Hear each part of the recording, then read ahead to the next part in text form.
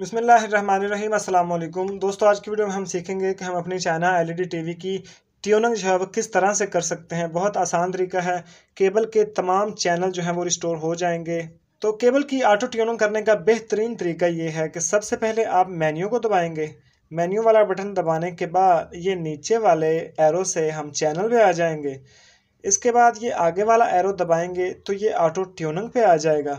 उसके बाद ये जो ओके लिखा है इसको एक दफ़ा दबाया, दूसरी दफ़ा दबाया और फिर इस बैक वाले एरो से हम ओके पे आएंगे और फिर से ये सेंटर वाला ओके का बटन दबा देंगे तो ये हमारी केबल की ट्यूनिंग जो है वो स्टार्ट हो जाएगी और हमारे जितने भी चैनल्स हैं वो स्टोर हो जाएंगे। तो जितनी देर केबल की ट्यूनिंग हो रही है हमें किसी भी बटन को नहीं दबाना। ये तकरीबन 1-2 मिनट या 3 मिनट ले सकती है। ये सर ट्यूनिंग जो है वो मुकम्मल हो चुकी है। अब इसके चैनल जो है वो यहाँ से आप आगे पीछे कर सकते हैं।